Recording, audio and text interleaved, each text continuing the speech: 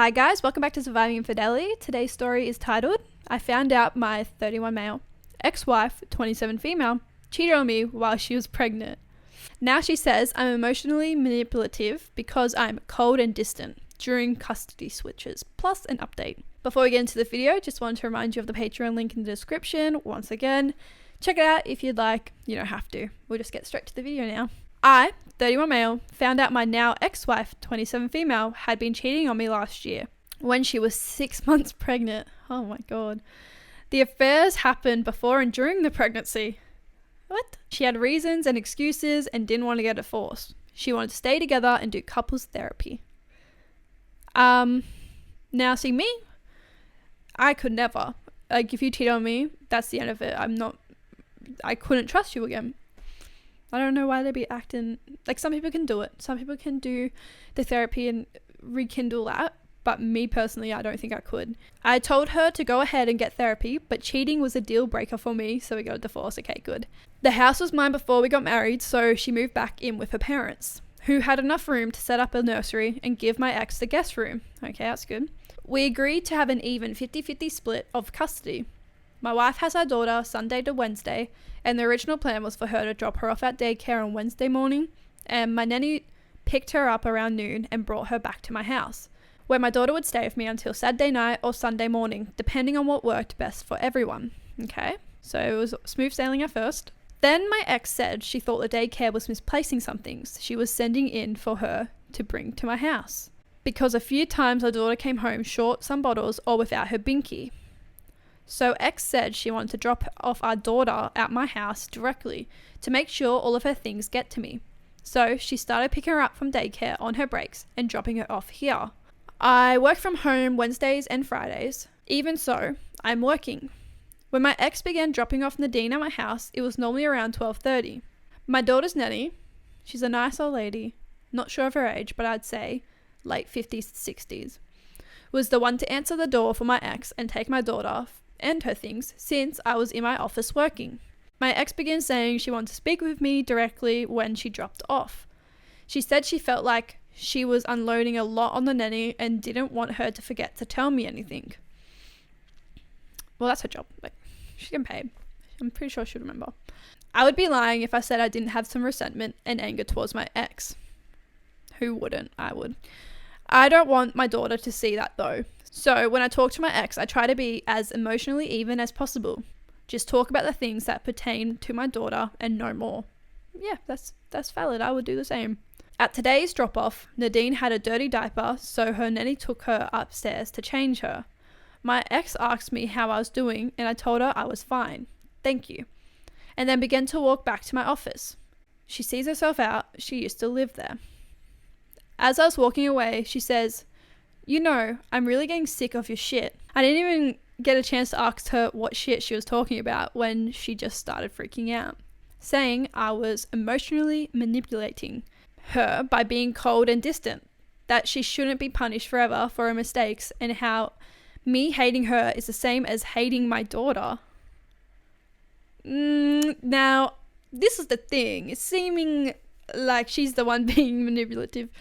Saying that hating her means you hate your daughter is so out of pocket. That's not even close to the truth. I let her finish yelling and then told her to leave.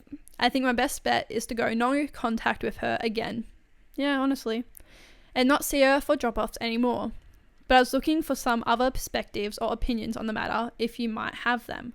Edit. I got a paternity test once. I found out she cheated. My daughter is mine. So here's the thing. You are doing what I think is the best way to keep it as emotionally even when talking to her and not doing it in front of their daughter.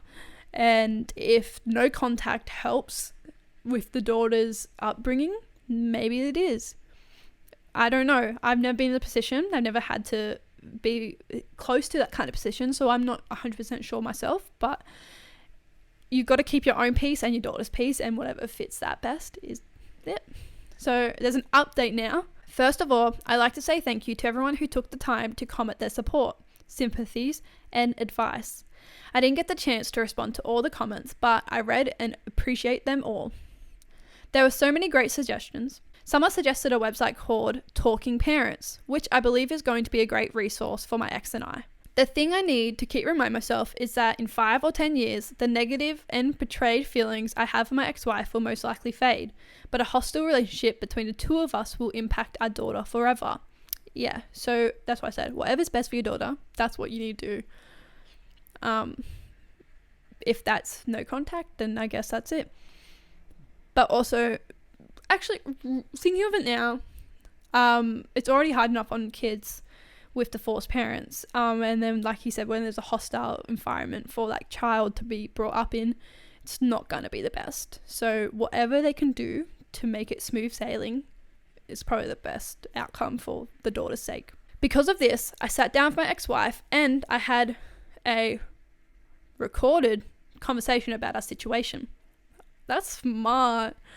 I was very open and honest with her. I told her that I still have negative feelings towards her as my ex-wife, but as the mother of my child, I would always treat her civilly and respectfully.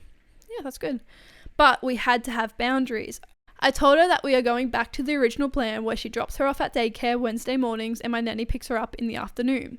We are going to communicate through the website which items should be sent home with her so the nanny can double check to make sure she has everything. My ex-wife isn't happy. I think she was coming to my house in hopes of reconciliation. But I told her respectfully, but in no uncertain terms, that it was never going to happen. But I would love to unfold our relationship as awesome co-parents to an amazing little girl and maybe one day be friends. Oh, I love to see it. I love to see it. Again, thank you to everyone who took the time to reply to my post. This community has been a wonderful resource for me. I hope you all have a wonderful night. I love Reddit for that reason. I say that in every video now, but it's so good. She's obviously not over it. He's doing the best he can, which is really good because he's really just putting himself in the daughter first. The daughter, then himself, really. He's putting up with her. And I hope the rest of that daughter's life is good, and I hope they can be friends, so then the daughter doesn't have to witness that. Because that, when it comes down to it in the divorce with children like that, it should always come down to the children should be a priority when communicating and co-parenting. Actually, yeah, that's a good word. Anyways, let me know what you thought about this story in the comments down below. Before we go, just want to remind you once again of the Patreon channel in the description. If you want to look at it, go look at it. And yeah, don't forget to subscribe or like, and I'll see you in another video, guys. Bye.